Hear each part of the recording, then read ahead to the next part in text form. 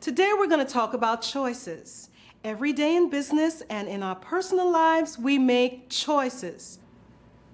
For instance, should I invest my money or spend it? Or what should I do with my time? We're going to look at a concept called opportunity cost. This concept is used all the time in economics and business and in everyday life because it's a good way to think about making choices and the costs involved. First, let's look at an example from everyday life. Say you have 2 hours of free time today. There are many ways you could spend your time, but only 2 that you're really interested in: cleaning your apartment or taking a nap. There's not time for both, so you have to choose. If you clean your apartment, you won't have time to take a nap. If you take a nap, you won't have time to clean your apartment. You must choose. And remember, doing one thing means choosing not to do the other. This is what we call opportunity cost. Opportunity cost is the thing you give up to get something you want. Again, opportunity cost is the thing you give up to get something you want. If you clean your apartment, the opportunity cost is taking a nap and feeling rested. You see that? On the other hand, if you take a nap, the opportunity cost is cleaning your apartment and having a clean living space. So this is the first important point about opportunity cost. The focus is not on what you get when you make a choice, but what you give up.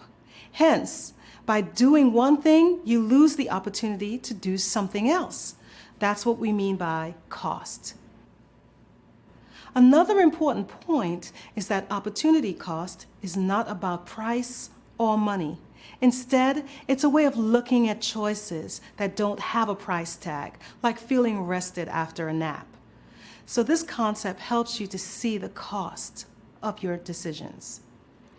Now let's look at a business decision that has an opportunity cost.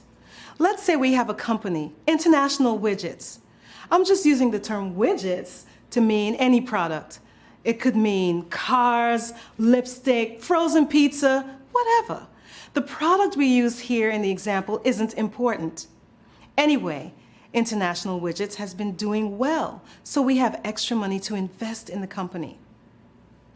We have 2 investment possibilities.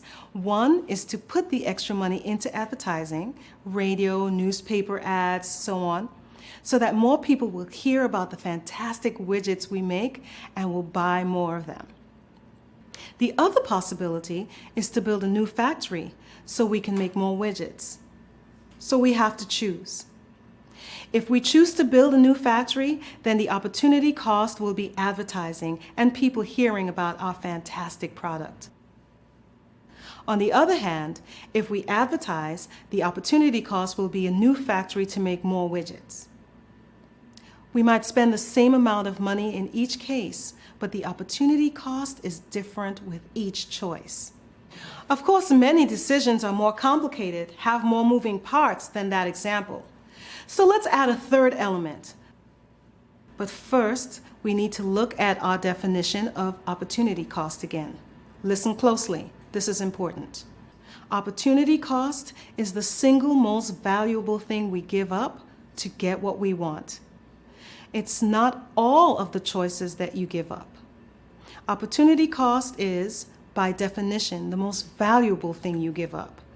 So let's imagine that same situation with 3 elements: advertising, our factory, and our workers. Our widgets are selling like crazy, so we don't need to advertise, right? Because the product is already really popular. However, we do need a new factory so we can make more widgets and have more widgets to sell. But the factory workers are also unhappy. They're working long hours and they want to be paid more. And we're afraid they'll quit if we don't give them raises. In this case, if we decide to fund a new factory, the opportunity cost will be giving workers raises. That's the first thing we would do if we didn't put our funds into a new factory. It's the most valuable thing we give up. It's our opportunity cost.